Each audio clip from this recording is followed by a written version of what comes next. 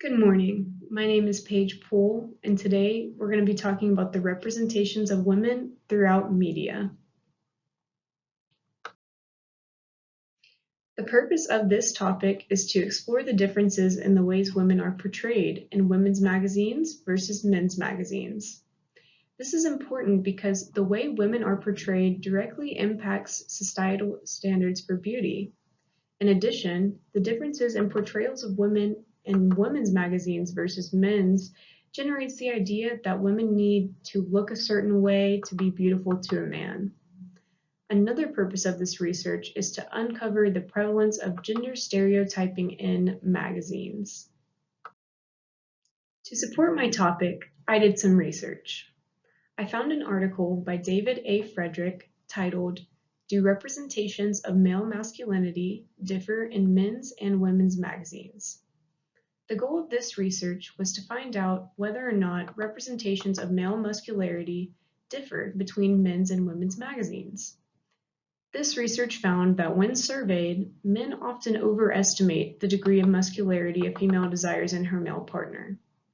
The research also found that women often overestimate how thin a man wants them to be. The author contributes these overestimations to the way that magazines specifically targeted towards women portray men and vice versa. Another study I found is called "Male and Female Created They Them: The Depiction of Gender in the Advertising of Traditional Women's and Men's Magazines."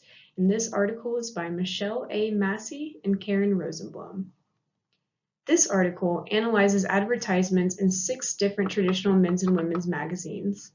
They analyze the advertisements for the ways they depict objects and figures, sex segregation, and sex differences, and the posing of figures through size, stance, smile, touch, and gaze. And in this article, the term figures means male or female. They found that women are more likely than men to show connection in the advertisements through smile, touch, and gaze. The authors also found that women are more likely to be stance subordinated in magazines. This means that a woman's stance is more likely to be non-threatening and kind of shy and introverted.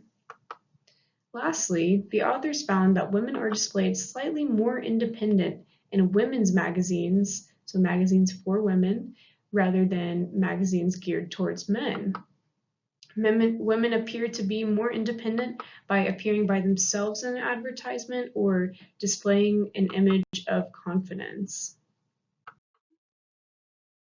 The first magazine that I want to analyze today is Good Housekeeping magazine. Good Housekeeping describes itself as a magazine for today's female population.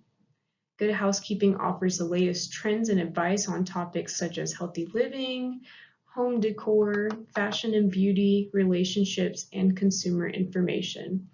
This magazine is clearly geared towards women. Looking at this cover of Good Housekeeping magazine, a number of things stand out to me immediately. Now, I chose to analyze a cover rather than advertisements within a magazine because a cover is viewed by way more people. On the cover of this issue of Good Housekeeping, the cover girl is pictured wearing pink, which is a stereotypical girl's color. She's shown appropriately clothed in normal clothes, nothing too revealing. Now, looking at the actual headlines of the stories inside the magazine, we can see that the stories reflect typical stereotypes of women. For example, our favorite 5-ingredient dinners goes along with the stereotype that women are the ones that cook in a household. The heading, "Walk Off Pounds, Easy 26-Minute Plan," is a result of the societal norm that all women need to slim down to be beautiful. Looking down at the section that says Makeover Issue, there are a bunch of things listed, such as ways to fix messy rooms or bad hair, shabby chairs, or drab clothes. Each item on that list perpetuates a different stereotype that women like to clean or place high importance on beauty and clothes or have a love for interior design. While the cover of this magazine is rich in stereotypical headlines, we must also remember that the magazine is aimed at women who enjoy the activities listed. So in this case, it's not really a bad thing that the stories in Good Housekeeping are stereotypical because they're presented in a positive light. Talking about communication and power, I think Good Housekeeping does a great job of empowering women. The cover stories all sound positive. They encourage women that they can accomplish anything. For example, one of the cover stories says, "You can afford a holiday," encouraging women that they can accomplish something and get something done. This also supports busy women with the headline, "The No Fail Weight Loss Plan for Busy Women," communicating that being a working woman is something to be proud of. Good Housekeeping also does a great job of communicating empowerment to women by placing a wide variety of women on their covers. It's never the same person twice. It's never going to be the same body type. It's going to be women from all different backgrounds to really help empower women of all shapes and sizes. Now, looking at the flip side, talking about men's magazines. So the magazine that I wanted to analyze for a men's magazine is called Men's Fitness. According to Men's Fitness magazine, their target audience is men aged 21 to 40 that are truly concerned with their figure and want to keep their physical appearance to the highest standard. This cover shows a woman in a sports bra and short shorts. It's a very, very different portrayal of a female than the Good Housekeeping covers. The model on the cover of this magazine is basically being portrayed as a sex symbol. Talking about character roles, this cover contains some stereotypes for both men and women.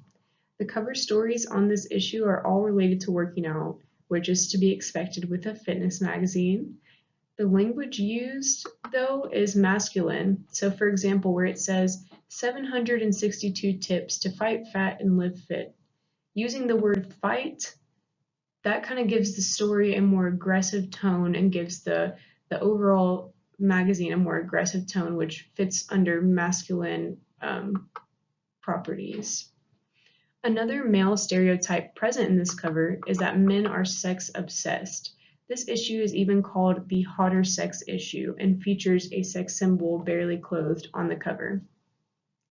There's also a headline that says, "Get the girl and keep her satisfied," which implies that men are only concerned with getting girls.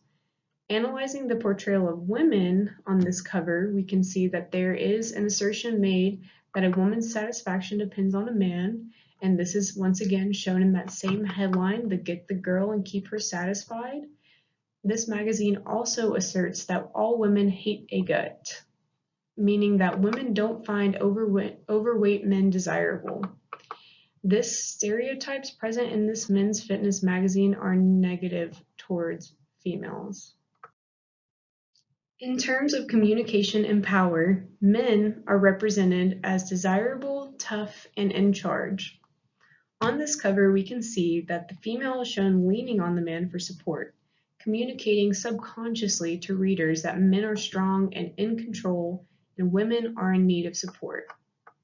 Men's Fitness magazine also communicates that women are just sex objects, shown on this cover and the one that we just saw, with a woman once again wearing revealing clothing and looking at the man sexually and enticingly. The cover stories and photos included in the magazine communicate that men are superior to women and that women need men in some capacity. Through my research, I found that gender stereotypes were definitely emulated in both magazines. In both publications, the gender the magazine is geared towards is always painted positively. I found that women are portrayed more positively and more respectfully in women's magazines than men's. I also found that women's magazines try to empower women, while men's magazines try to trivialize women by making them seem like some sort of prize or sexual object to be won over. Men's magazines also place a way higher importance on sex in the women's magazine I analyzed.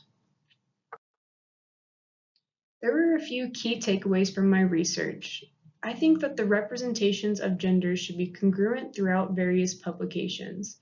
Otherwise, men are trained to idolize only a certain type of woman that frankly doesn't exist, and women are trained to become ashamed of themselves to try to fit into that narrow image men's magazines put out of what men find desirable. This results in unrealistic expectations on both sides. The one thing I want everyone to remember from this presentation is that when reading a magazine targeted towards males, the female representation is not going to be positive and should never be something to compare yourself against. Don't fall victim to the unrealistic standards of beauty put forth by these various publications. Thank you so much for your time. Please have a great day and let me know if you have any questions.